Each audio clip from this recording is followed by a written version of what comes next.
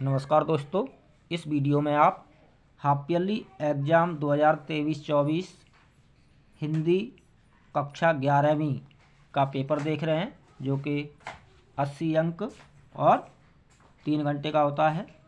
सामान्य निर्देश आप पढ़ सकते हैं। इस पेपर में 2 खंड हैं, खंड अ और खंड ब। खंड अ में वस्तुपरक यानी MCQ टाइप प्रश्न पूछे गए हैं और खंड ब में वर्णनात्मक प्रश्न पूछे गए हैं। खंड अ जिसमें वस्तुपरक यानी MCQ टाइप प्रश्न पूछे गए हैं। सबसे पहले प्रश्न संख्या 1 में अपठित गद्यांश दिया गया है, जिस पर आधारित एक एक अंक के 10 MCQ टाइप प्रश्न पूछे गए हैं, 10 अंक के। दोस्तों, गद्यांश को आप इस तरह से हल कर सकते हैं। पहले गद्यांश को पढ़ें, उसके बाद उस पर आधारित पूछे गए प्रश्नों को पढ़ें और प्रश्नों को पढ़ने के बाद फिर से अच्छी तरह ध्यानपूर्वक यदि गद्यांश को पढ़ा जाएगा तो निश्चित रूप से आप उन प्रश्नों के सही उत्तर अवश्य दे पाएंगे। गद्यांश देखिए, मैं इस गद्यांश को हल कर चुका हूँ, पढ़ चुका हूँ। भाषा का एक प्रमुख गुण है सृजनशीलता। हिंदी में सृजनशीलता का अद्भुत गुण है, अद्भुत क्षमता है, जिससे वह निरंतर प्रवाहमान है। हिंदी ही ऐसी भाषा है जिसमें समायोजन की पर्याप्त जादुई शक्ति है। अन्य भाषाओं और संस्कृतियों के शब्दों को हिंदी जिस अधिकार और सहजता से ग्रहण करती है, उससे हिंदी की संभावनाएं प्रशस्त होती हैं।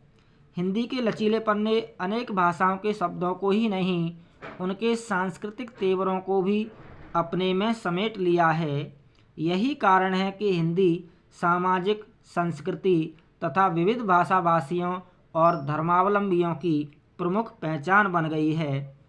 अरबी, फारसी, तुर्की, अंग्रेजी आदि के शब्द हिंदी की शब्द संपदा में ऐसे मिल गए हैं जैसे वे जन्म से ही इस भाषा परिवार के सदस्य हैं। यह समाहार ही उसकी जीवंतता का प्रमाण है। आज हम परहेजी होकर शुद्धतावाद की जड़ मानसिकता में कैद होकर नहीं रह सकते। सूचना क्रांति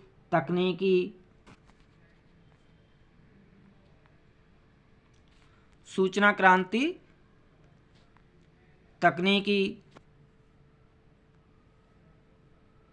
विकास और वैज्ञानिक आविष्कारों के दबाव ने हमें सबसे संवाद करने के अवसर दिए।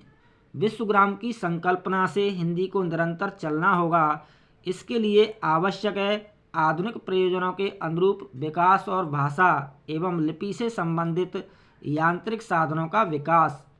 इंटरनेट से लेकर बाजार तक, राजकाज से लेकर शिक्षा और न्याय के मंदिरों तक हिंदी को उपयोगी और कार्यक्षम बनाने के लिए उसका सरल सहज होना आवश्यक है और उसकी ध्वनि, लिपि, शब्द, वर्तनी, वाक्य रचना आदि का मानकीकृत होना भी आवश्यक है। यदि सरकार की तत्परता के साथ हम जनता की दृढ़ इच्छा शक्ति, सजगता और सक्रियता को जोड़ दें तो वह दिन दूर नहीं जब हिंदी अंतर्राष्ट्रीय सरहदों में भारत का प्रतिनिधित्व करेगी। तो यह था गद्यांश। अब इस पर आधारित प्रश्न देखिए। हिंदी के निरंतर प्रवाहमान रहने का क्या कारण है? संस्कृति, सीमित मानसिकता, रूढ़वादिता, सृजनशीलता। तो इसका सही उत्तर है ख, सृजनशीलता। सृजनशीलता सही उत्तर है। अगला प्रश्न, हिंदी की संभावनाएं कैसे प्रशस्त होती गईं? तो इसका सही उत्तर है क, अन्य भाषाओं के शब्दों को सहजता से ग्रहण करने से। हिंदी ने लचीलेपन के कारण क्या किया? तो इसका सही उत्तर है ख, अन्य भाषाओं के शब्दों व सांस्कृतिक तेवरों को अपने में समेट लिया। हिंदी भाषा के संदर्भ में शुद्धतावादी होने से क्या तात्पर्य है? तो इसका सही उत्तर है क, गैर हिंदी भाषाओं के शब्दों को ग्रहण करना का ऑप्शन सही है। अगला प्रश्न, आज हमें संवाद करने के अवसर किसने दिए हैं? सूचना क्रांति, तकनीकी विकास, वैज्ञानिक आविष्कारों के दबाव। सही उत्तर है घ, उपर्युक्त सभी।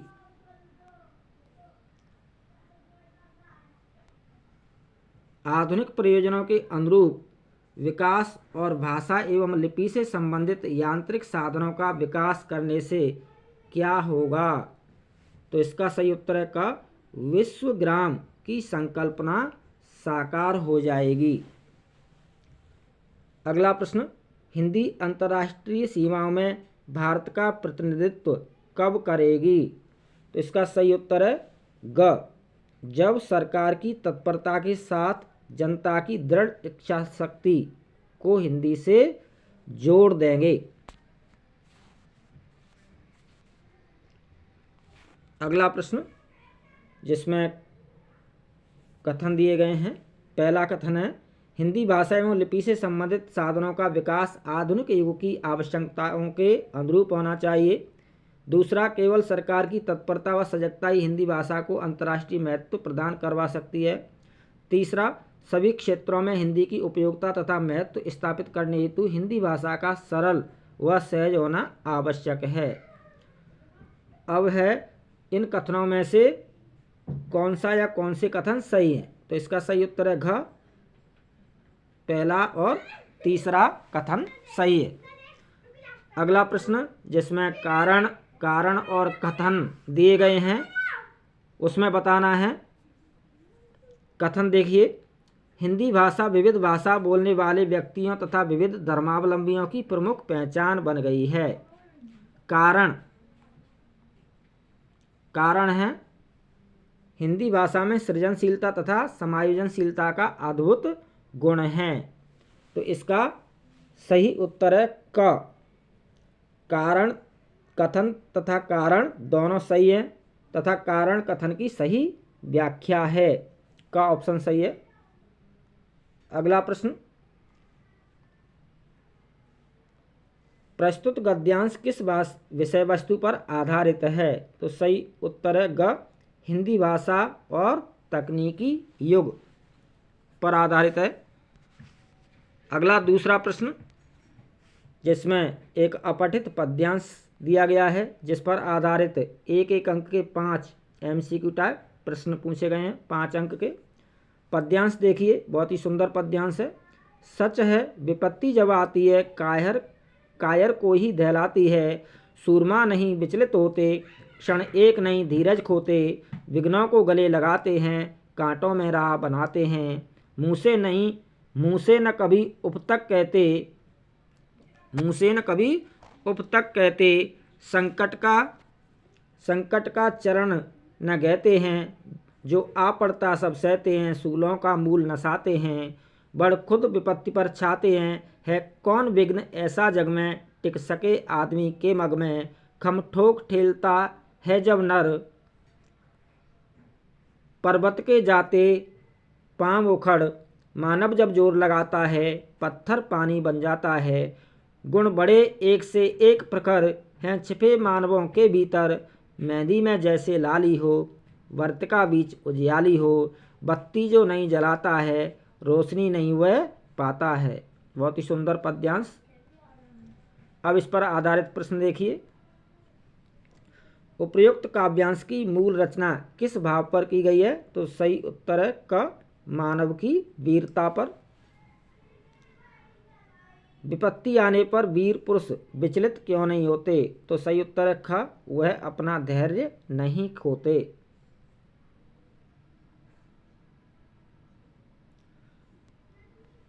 तीसरा प्रश्न, सूलों का मूल नसाते हैं, पंक्ति का क्या तात्पर्य है? तो इसका सही उत्तर है ग, मुसीबतों के मूल कारण को नष्ट कर देते हैं। अगला प्रश्न, पत्थर पानी बन जाता है, काव्य पंक्ति के माध्यम से कवि ने क्या संदेश दिया है? तो इसका सही उत्तर है घ, निरंतर अभ्यास करने से सफलता मिलती है। मानव हृदय में छुपे प्रखर गुणों की तुलना किससे की गई है? मेहंदी में छिपी लाली से। तीसरा प्रश्न जिसमें अभिव्यक्ति और माध्यम के पाठों से संबंधित एक एक अंक के 5 MCQ टाइप प्रश्न पूछे गए हैं, 5 अंक के। पहला प्रश्न, संचार प्रक्रिया में आने वाली बाधा को क्या कहते हैं? शोर। निम्नलिखित में से कौन सी विशेषता जनसंचार की प्रमुख विशेषता नहीं है? तो बाकी तीनों जनसंचार की प्रमुख विशेषताएं हैं। क, इसमें फीडबैक तुरंत प्राप्त होता है, यही विशेषता नहीं है, बाकी तीनों हैं। अगला प्रश्न तीसरा, भारत में विधिवत ऑल इंडिया रेडियो की स्थापना कब हुई? तो इसका सही उत्तर है क, 1936 यानी 1936 में, का ऑप्शन सही है। भारत में प्रकाशित पहला समाचार पत्र है बंगाल गजट।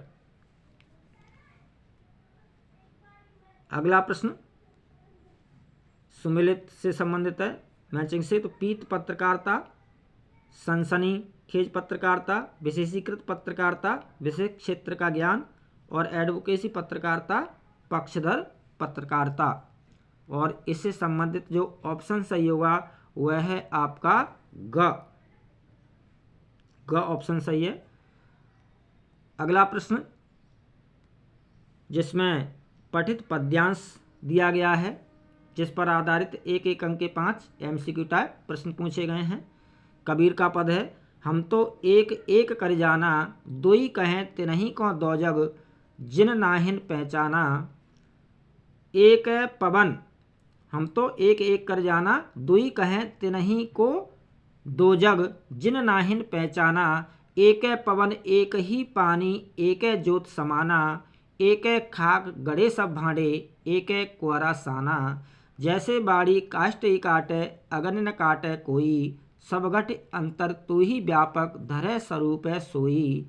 माया देख के जगत लुभाना, कायर नर गरबाना, निर्भय भया कछु नहीं व्यापे, कहें कबीर दीवाना। अब इस पर आधारित प्रश्न देखिए। पहला प्रश्न, कबीर ने ईश्वर के बारे में कौन से मत को स्वीकार किया है? तो एकेश्वरवाद, यानी एक ईश्वर। ईश्वर एक है यह सिद्ध करने के लिए क्या प्रमाण दिया है कबीर ने?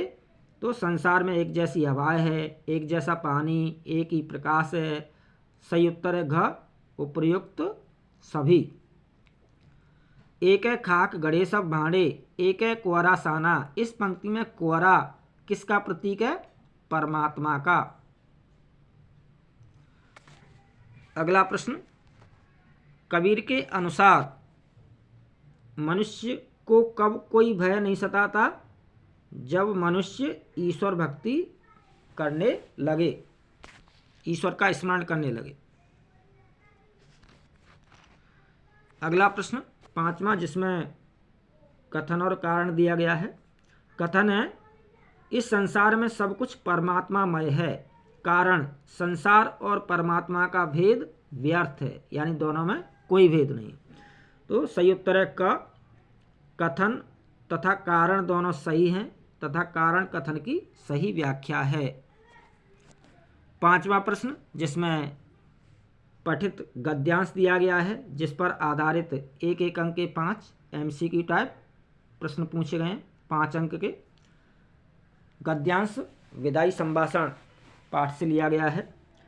गद्यांश देखिए, क्या आंख बंद करके मनमाने हुक्म चलाना और किसी की कुछ न सुनने का नाम ही शासन है? क्या प्रजा की बात पर कभी कान न देना और उसको दबाकर उसकी मर्जी के विरुद्ध जिद से सब काम किए चले जाना ही शासन कहलाता है? एक काम तो ऐसा बतलाइए जिसमें आपने जिद छोड़कर प्रजा की बात पर ध्यान दिया हो। कैसर और जार भी घेरने घोटने से प्रजा की बात सुन लेते हैं, पर आप एक मौका तो बताइए जिसमें किसी अनुरोध या प्रार्थना सुनने के लिए प्रजा के लोगों को आपने अपने निकट भटकने दिया हो और उनकी बात सुनी हो। नादिर शाह ने जब दिल्ली में कत्लेआम किया तो हासिफ जा आसिफ जाह के तलवार गले में डालकर प्रार्थना करने पर उसने कत्लेआम उसी दम रोक दिया, पर 8 करोड़ प्रजा के गिड़गिड़ाकर विच्छेद न करने की प्रार्थना पर आपने जरा भी ध्यान नहीं दिया। इस समय आपकी शासन अवधि पूरी हो गई है, तथापि वंग विच्छेद किए बिना घर जाना आपको पसंद नहीं है। नादिर से भी बढ़कर आपकी जिद है। विदाई संभाषण से लिया गया यह गद्यांश। प्रश्न देखिए, विदाई संभाषण पाठ में किसकी विदाई की बात हो रही है? तो इसका सही उत्तर है ख, लॉर्ड कर्जन की। लेखक ने लॉर्ड कर्जन की आलोचना क्यों की है? तो सही ऑप्शन है ख, लॉर्ड कर्जन के कार्यों के कारण। अगला प्रश्न तीसरा, लेखक ने लॉर्ड कर्जन की तुलना कैसर और जार से क्यों की है? तो सही ऑप्शन है ग, अपनी हठ धर्मिता के कारण। चौथा प्रश्न, लॉर्ड कर्जन और नादिर शाह में समानता बताई गई है। तो सही ऑप्शन है क, क्योंकि उन्होंने कभी भी जनता के हितों का ध्यान नहीं रखा। क्या किए बिना लॉर्ड कर्जन को घर जाना पसंद नहीं था? तो सही ऑप्शन है ग, वंग विभाजन करना।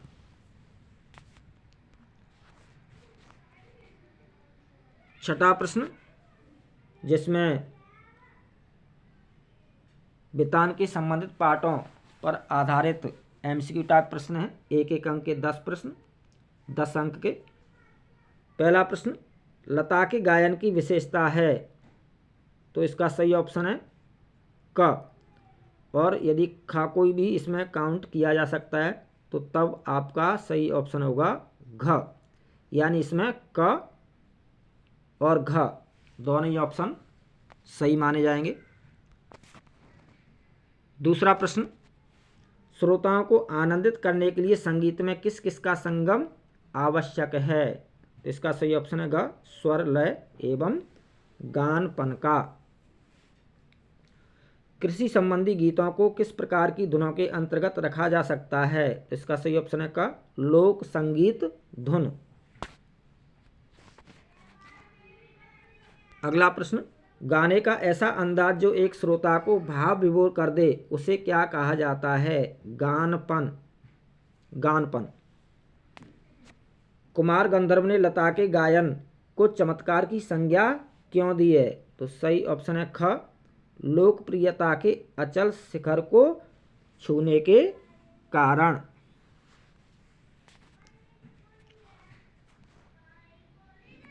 अगला प्रश्न, निजी होते हुए भी सार्वजनिक क्षेत्र में कुइयों पर ग्राम समाज का अंकुश क्यों लगा रहता है? तो इसका सही ऑप्शन है घ, जिससे सभी को बराबर मात्रा में जल मिल सके। मरुभूमि में धरती पर दरारें नहीं पड़ती क्योंकि वर्षा जल की नमी भीतर समाई होती है और रेत के कण चिपकते नहीं हैं और अपनी जगह भी नहीं छोड़ते। तो सही उत्तर है घ, क और ग दोनों विकल्प सही हैं। अगला प्रश्न, कुई की चिनाई के कार्य में प्रयोग की जाने वाली रस्सी किससे बनाई जाती है? ख ऑप्शन सही है, खींप घास से। अगला प्रश्न 9वां, भूमिगत जल स्तर को किस तरह बढ़ाया जा सकता है? अनुचित विकल्प चुनिए। अनुचित यानी गलत ऑप्शन चूज करना है। तो सही उत्तर है ग, नहर का पानी छोड़कर। बाकी सभी उचित विकल्प है, यही अनुचित विकल्प है। अगला प्रश्न है, चेजारों के साथ समाज के व्यवहार में पहले की तुलना में क्या अंतर आया है? तो सही ऑप्शन है क, अब उन्हें केवल मजदूरी देकर विदा किया जाता है। पेपर का पार्ट व खंड व, जिसमें वर्णनात्मक प्रश्न पूछे गए हैं और सबसे पहला प्रश्न है 7वां, जिसमें लगभग 120 शब्दों में रचनात्मक लेख लिखना है।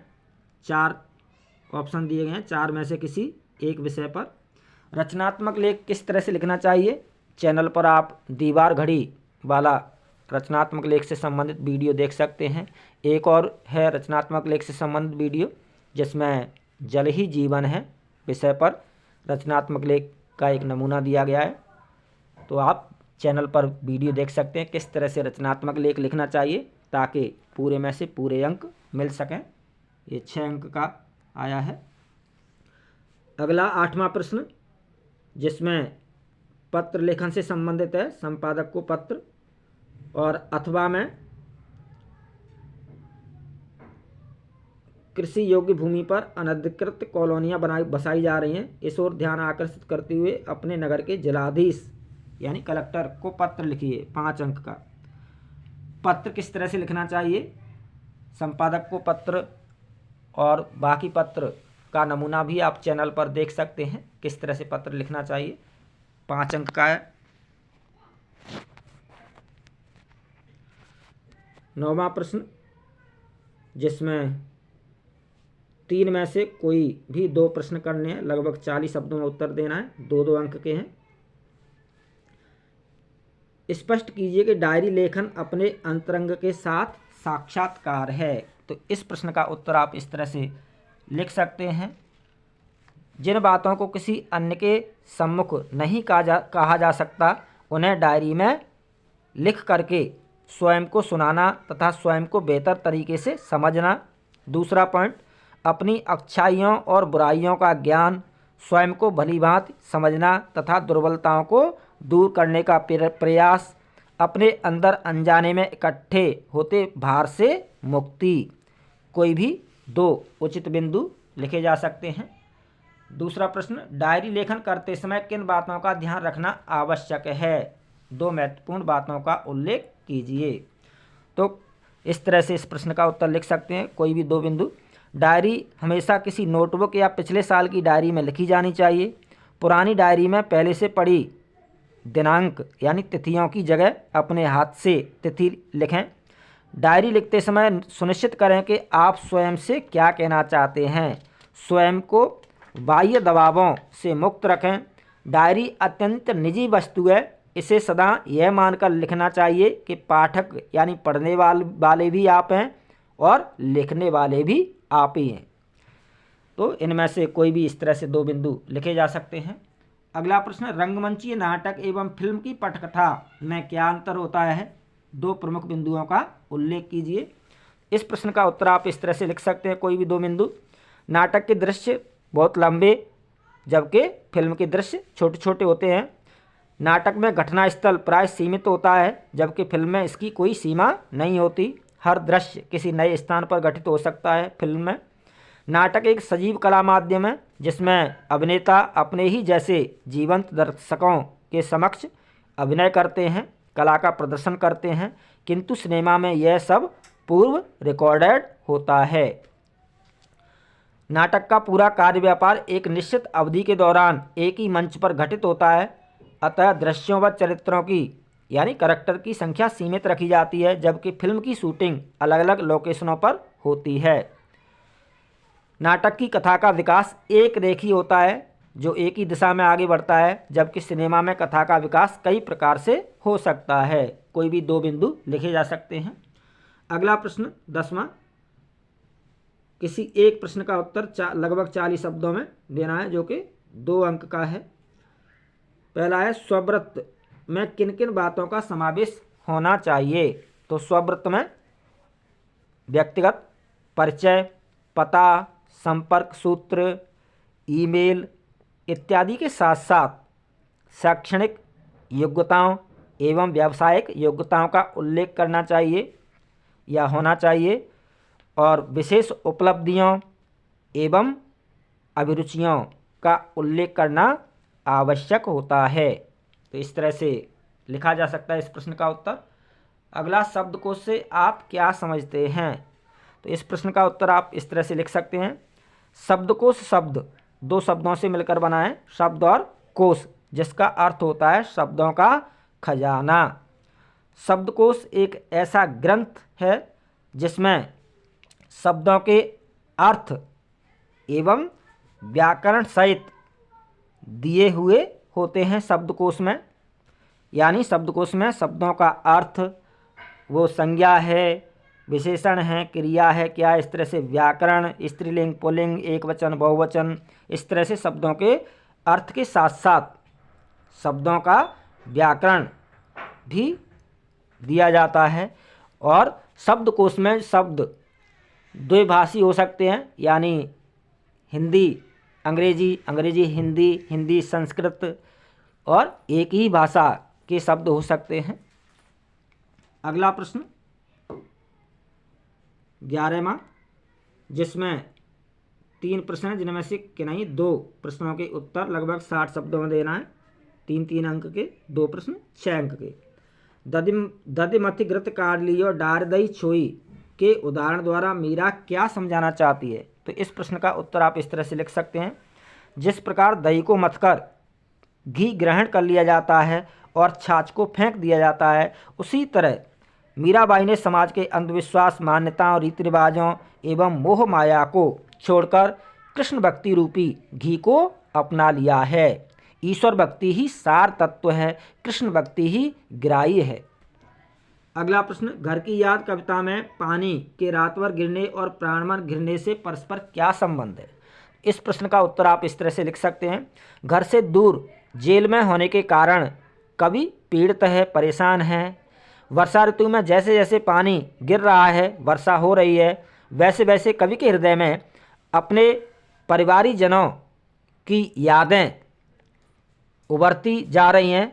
वर्षा होने के कारण ही उसके प्राण मन घर की याद से व्याकुल हो उठते हैं। अगला, कवि ने चंपा को पढ़ने लिखने के लिए प्रेरित करते हुए क्या तर्क दिए हैं? इस प्रश्न का उत्तर आप इस तरह से लिख सकते हैं, कवि ने चंपा को प्रेरित करते हुए निम्नलिखित तर्क दिए हैं। विपत्ति के समय शिक्षा काम आती है, इसलिए पढ़ना चाहिए। गांधी जी चाहते हैं कि सभी देशवासी साक्षर हों, पढ़ें। विवाह के बाद कुछ दिन तुम अपने पति के साथ रहोगी, जब वह आजीविका अर्जित करने के लिए यानी रोजगार के कारण कलकत्ता जैसे किसी महानगर में चला जाएगा, तो तुम उसे संदेशा कैसे दोगी, उसका पत्र कैसे पढ़ोगी? अगला 12वां प्रश्न, जिसमें 3 में से कोई भी 2 प्रश्नों के उत्तर लगभग 40 शब्दों में देना है, 2-2 अंक के। पहला, कबीर ने कैसे सिद्ध किया है कि ईश्वर एक है? तो इस प्रश्न का उत्तर आप इस तरह से लिख सकते हैं, जिस प्रकार पानी एक है, पवन यानी वायु एक है, प्रकाश भी एक ही है, उसी तरह से ईश्वर भी एक ही है। चंपा काले काले अक्षर नहीं चीनती से कवि का क्या तात्पर्य है? इस प्रश्न का उत्तर आप इस तरह से लिख सकते हैं, यानी चंपा अनपढ़ है, निरक्षर है, उसे पढ़ना लिखना नहीं आता। चंपा देश की निरक्षर व ग्रामीण स्त्रियों का प्रतिनिधित्व करती है। ये अबुध बालिकाएं प्राय उपेक्षा का शिकार होती हैं, वे पढ़ाई लिखाई के अवसर को निरर्थक समझकर त्याग देती हैं। अगला प्रश्न, घर की याद कविता में कवि ने अपने पिता के व्यक्तित्व की किन विशेषताओं को उकेरा है? तो इस प्रश्न का उत्तर आप इस तरह से लिख सकते हैं, घर की याद कविता के आधार पर कवि के पिता के व्यक्तित्व की विशेषताएं: वृद्धावस्था होने पर भी शारीरिक रूप से स्वस्थ होना, हष्टपुष्ट होना, निडर एवं साहसी होना, उत्साह एवं जोश से भरपूर, वाणी में बादलों की गर्जना जैसी गंभीरता, अद्भुत कार्य क्षमता, भावुक एवं संवेदनशील होना। अगला प्रश्न 13वां, जिसमें 3 में से कोई भी 2 प्रश्न करने हैं, लगभग 60 शब्दों में उत्तर देना है। 3-3 अंक के 2 प्रश्न 6 अंक के। पहला, 8 करोड़ प्रजा के गिड़गिड़ाकर विच्छेद न करने की प्रार्थना पर आपने जरा भी ध्यान नहीं दिया। यहाँ किस ऐतिहासिक घटना की ओर संकेत किया गया है? तो इस प्रश्न का उत्तर आप इस तरह से लिख सकते हैं, लेखक ने बंगाल विभाजन की ऐतिहासिक घटना की ओर संकेत किया है। वायसराय लॉर्ड कर्जन ने अपने शासनकाल में भारत में ब्रिटिश राज की मजबूती के लिए कार्य किया। भारत में राष्ट्रवादी भावनाओं को कुचलने के लिए उसने बंगाल विभाजन का कार्य किया। भारत की 8 करोड़ जनता ने उनसे यह विभाजन रद्द करने के लिए प्रार्थना की, परंतु उन्होंने एक भी नहीं सुनी। इस तरह से इस प्रश्न का उत्तर लिखा जा सकता है। अगला, मियाँ नसीरुद्दीन को नानवाइयों का मसीहा क्यों कहा गया है? तो इस प्रश्न का उत्तर आप इस तरह से लिख सकते हैं, मियाँ नसीरुद्दीन एक खानदानी नानवाई थे जो 56 प्रकार की रोटियां बनाने की कला में निपुण थे। उन्होंने यह हुनर अपने बाप दादा से प्राप्त किया था। वे अपने पेशे को कला का दर्जा देते हैं तथा मसीहाई अंदाज में रोटी बनाने की कला व उसमें अपने खानदानी महारत को बताते हैं। आज के बदलते समय में भी इस कला का संरक्षण एवं प्रसार कर रहे हैं, इसलिए उन्हें नानवाइयों का मसीहा कहा गया है। अगला प्रश्न, नमक का दरोगा कहानी में धन पर धर्म की जीत की कहानी है। नमक का दरोगा कहानी धन पर धर्म की जीत की कहानी है, उदाहरण द्वारा स्पष्ट कीजिए। तो इस प्रश्न का उत्तर आप इस तरह से लिख सकते हैं, नमक का दरोगा कहानी धन पर धर्म की जीत की कहानी है। धन के उपासक पंडित अलोपीदीन ने सदैव धन की शक्ति का प्रयोग करके लोगों को झुकाया, अनुचित कार्य करवाए। जब नमक विभाग के दरोगा बंशीधर ने गैरकानूनी ढंग से नमक ले जा रही गाड़ियों को पकड़ लिया तो अलोपीदीन ने रिश्वत देकर मामला खत्म करना चाहा, परंतु बंशीधर ने उनके प्रस्ताव को ठुकराकर उन्हें हिरासत में लेने का आदेश दे दिया। अलोपीदीन के जीवन में पहली बार धर्म ने धन पर विजय पाई। कहानी के अंत में वह बंशीधर की ईमानदारी, कर्तव्यपरायणता, दृढ़ संकल्प रूपी धर्म से प्रभावित होकर उन्हें अपनी अथाह संपत्ति की देखभाल हेतु स्थायी मैनेजर के पद पर नियुक्त करते हैं। इस तरह से इस प्रश्न का उत्तर लिखा जा सकता है। अगला प्रश्न, जिसमें 2 प्रश्न करने हैं, कोई भी 40 शब्दों में लगभग उत्तर देना है। 2-2 अंक के 2 प्रश्न, 4 अंक के। पहला प्रश्न, अपने ही हमजोली मोहन के द्वारा दंडित किए जाने पर भी धनराम उसे अपना प्रतिद्वंदी क्यों नहीं समझता था। इस प्रश्न का उत्तर आप इस तरह से लिख सकते हैं, मोहन ब्राह्मण है तथा धनराम निम्न जातीय लोहार। जातिगत हीनता का भाव बचपन से ही मन में बैठा दिया गया था। मोहन कुशाग्र बुद्धि है, इसलिए शिक्षक ने उसे विद्यालय का मॉनिटर बना दिया था। शिक्षक का यह कथन कि मोहन पढ़ लिख कर एक दिन बड़ा आदमी बनेगा तथा विद्यालय का नाम रोशन करेगा, इन सभी बातों के कारण धनराम मोहन को अपना प्रतिद्वंदी नहीं मानता था। अगला प्रश्न, लेखिका ने मियां नसीरुद्दीन का शब्द चित्र कैसे खींचा है। इस प्रश्न का उत्तर आप इस तरह से लिख सकते हैं, मियां नसीरुद्दीन का शब्द चित्र, मौसम की मार से पका चेहरा, आंखों में काइयाँ भोलापन, पेशानी पर मजे हुए कारीगर के तेवर, मियाँ चारपाई पर बैठे बीड़ी का मजा ले रहे थे। अगला प्रश्न, पथेर पांचाली फिल्म की शूटिंग का काम 2.5 साल तक क्यों चला। इस प्रश्न का उत्तर आप इस तरह से लिख सकते हैं, फिल्म की शूटिंग का कार्य 2.5 वर्ष तक चला क्योंकि लेखक एक विज्ञापन कंपनी में कार्य करता था। अतः समय व धन का अभाव होने के कारण, धनाभाव के कारण शूटिंग तब तक स्थगित रहती थी जब तक धन का इंतजाम नहीं हो जाता। इसके अतिरिक्त पात्रों का चयन, पात्र की असामयिक मृत्यु, दृश्य एवं स्थान आदि की समस्या। अगला प्रश्न 15वां, जिसमें दोनों में से कोई एक प्रश्न हल करना है, लगभग 60 शब्दों में, 3 अंक का है। पहला, भारतीय गायकों में बेजोड़ लता मंगेशकर पाठ के आधार पर चित्रपट संगीत एवं शास्त्रीय संगीत का अंतर बताइए। तो इस प्रश्न का उत्तर आप इस तरह से लिख सकते हैं, गंभीरता शास्त्रीय संगीत का स्थायी भाव है, जबकि चपलता चित्रपट संगीत का मुख्य गुणधर्म। शास्त्रीय संगीत में ताल अपने परिष्कृत रूप में पाया जाता है, जबकि चित्रपट संगीत का ताल प्राथमिक अवस्था का ताल होता है। शास्त्रीय संगीत में गीत और आघात को ज़्यादा महत्व दिया जाता है, जबकि चित्रपट संगीत में सुलभता और लोच को स्थान दिया जाता है। शास्त्रीय संगीत 3-4 घंटे की महफिल होती है, जबकि चित्रपट संगीत में गायक 3-4 मिनट में ही गीत को कलात्मकता के साथ प्रस्तुत कर देता है। इस तरह से कोई भी 3 बिंदु लिखे जा सकते हैं। अगला, राजस्थान में कुई का निर्माण कार्य पूरा होने पर ग्रामीण लोग चेजारों के साथ कैसा व्यवहार करते हैं। तो इस प्रश्न का उत्तर आप इस तरह से लिख सकते हैं, राजस्थान में कुई का निर्माण कार्य प्रारंभ होने के पहले दिन से ही चेजारों का विशेष ध्यान रखा जाता है।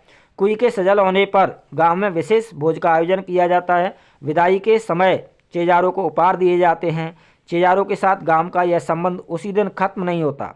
आज प्रथा से उन्हें वर्ष भर के 30 त्योहारों में, विवाह जैसे मांगलिक अवसरों पर नेक भेंट दी जाती है। फसल आने पर खलिहान में उनके नाम से एक हिस्सा रखा जाता है। इस तरह से इस प्रश्न का उत्तर लिख सकते हैं। तो यह था दोस्तों class 11th Hindi half yearly exam का पेपर। बहुत बहुत धन्यवाद, हार्दिक शुभकामनाएं, ऑल द बेस्ट, जय हिंद।